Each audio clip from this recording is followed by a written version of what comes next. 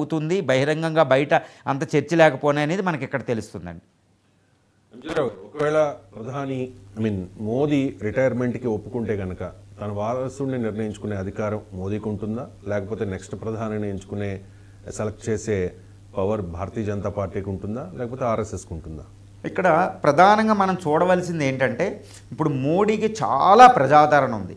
ఆయన pure research survey ప్రకారం 60% కంటే ఎక్కువ ప్రజాదరణ ఉంది.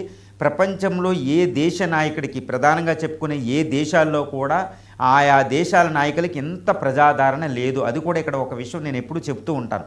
11 సంవత్సరాల నిరాటంకంగా ప్రధానమంత్రిత్వం చేసినప్పటికీ ఆయన మీద వ్యతిరేకత లేకపోవడం ఇక్కడ చాలా పెద్ద విషయం. ఇప్పుడు ఈ సమయంలో ఆయన రిటైర్మెంట్ అయ్యి తర్వాత వారసుని నిర్ధారించే సమయంలో ఎంతటి ప్రజాదరణ కలిగిన అంటే బీజేపీలో తిరుగులేని శక్తిగా పార్టీలో దేశంలో కూడా ఏ పొలిటికల్ పార్టీతో పోల్చిన ప్రజాదరణ ఎక్కువ ఉన్న ఒక వ్యక్తి తర్వాత వచ్చే ప్రధానిని నిర్ణయాధికారం ఆయన చేతుల్లో పూర్తిగా ఉంటుంది. ఎందుకంటే ప్రజలు దాన్ని అంగీకరిస్తారు కూడా ఆయన నిర్ణయాన్ని. అది మనకి చాలా ఇంపార్టెంట్ అండి. ఫర్ ఎగ్జాంపుల్ దీనికి ఒక ఉదాహరణ చెప్తాను. మహాత్మా గాంధీ 1947 స్వతంత్రం తర్వాత ఎవరిని ప్రధానిగా ప్రకటించాలి అనేది మహాత్మా గాంధీ చేతిలో ఉంది. అప్పుడు జిల్లాలు తర్వాత దేశంలో ఉన్న వివిధ రాష్ట్రాల ప్రావిన్సుల కాంగ్రెస్లు తిరస్కరించిన నెహ్రూనే ఆయన ప్రకటించడం జరిగింది. గాంధీ చెబితేనే ప్రధానమంత్రిని పీపుల్ యాక్సెప్ట్ చేసే దశ.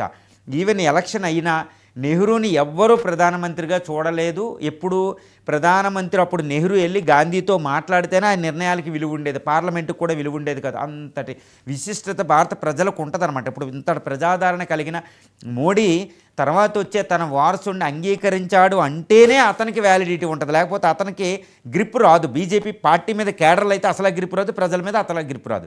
కాబట్టి మోడీ నిర్ణయాధికారం అనేది ఇక్కడ క్రూషియల్. కానీ ఈ మోడీనే పదవినే శాసించే అధికారం అక్కడ ఆర్ఎస్ఎస్కు ఉంది. అది కాబట్టి ఆర్ఎస్ఎస్ అనేది నిర్ణయం అనేది ఫైనల్ అథారిటీ. కానీ మోడీ ఆమోద ముద్ర కూడా ఇక్కడ కొంచెం అవసరం. అది మోడీ ఆమోద ముద్ర ఉండి అదే మోడీ ఆమోద ముద్రతో ఆర్ఎస్ఎస్ ఆ నిర్ణయాన్ని తీసుకోవాలి ఎవరు మోడీ వారసుడు అని. అంటే యోగి ఆదిత్యనాథ్ కానీ, గడ్కరీ కానీ, రాజ్నాథ్ సింగ్ కానీ, తర్వాత ఎక్కువగా వారసత్వం అయ్యే అర్హత ఎక్కువ ఉన్న అమిత్ షా కానీ, బిశ్వాస్ శర్మ కానీ, అన్నామలై కానీ, ఠాకూర్ కానీ, ఫడ్నవీస్ కానీ, ఎవరైనా ఒక 10 మంది వరకే వరుసలో ఉన్నారు క్యూలో. తర్వాత మోడీ తర్వాత ఈ థర్డ్ టైరు సెకండ్ టైర్లో కూడా ఉన్నారు. ఒక దశాబ్దం పాటు బీజేపీని ఏలగలిగే నాయకత్వం వహించగలిగే ఒక నేతని, ఈ నేతను నిర్ణయించే అధికారం పూర్తిగా ఆర్ఎస్ఎస్కే ఉంటుంది. ఎందుకంటే ఆర్ఎస్ఎస్ నిర్ణయాధికారం ఒక రకంగా నేను చెప్పాలంటే నా అభిప్రాయం ప్రకారం మోడీని ఒక ప్రధానమంత్రి అభ్యర్థిత్వాన్ని నిర్ణయించే అధికారం ఆ పార్టీకి ఉంటుంది, ఆ పార్టీ క్యాడర్కు ఉంటుంది. తర్వాత ప్రధానమంత్రిని నిర్ధారించే అధికారం ఆర్టికల్లోని 74 ప్రకారం రాష్ట్రపతికి ఉంటుంది, ఆ పార్టీ నేతని. అంటే పార్టీ నేత ముఖ్యం. కానీ ఈ పార్టీ నేతని బీజేపీ క్యాడరు, బీజేపీకి అధినేత అయిన ఇప్పుడు వాజ్పేయి కానీ, నడ్డా కానీ, లేకపోతే అమిత్ షా కానీ నిర్ధారించే అధికారం లేదు. ఇక్కడ ఆర్ఎస్ఎస్కు ఉంది, ఆర్ఎస్ఎస్ నిర్ధారిస్తుంది. కానీ మోడీ ఆమోద ముద్ర లేకుండా ఆర్ఎస్ఎస్ నిర్ధారిస్తే ఎవరైనా అభ్యర్థిత్వాన్ని ప్రధానమంత్రి లేదా మోడీ వారసుడిని, దానికి దేశ ప్రజలు బీజేపీ క్యాడర్ అంతటిగా ప్రాముఖ్యత ఇవ్వరు. దానివల్ల వచ్చే లోక్సభ ఎన్నికలు 2029లో చాలా పెద్ద ప్రమాదం ఉంటుంది. ఎందుకు వచ్చే బీజేపీ ఎలక్షన్కి మోడీ బదులు ఇంకొకళ్ళు వచ్చినప్పటికీ, ఇంకొకళ్ళు ప్రధానమంత్రి అయినా వచ్చే ఎలక్షన్లో బీజేపీ ఫేస్ అంటే మోడీయే.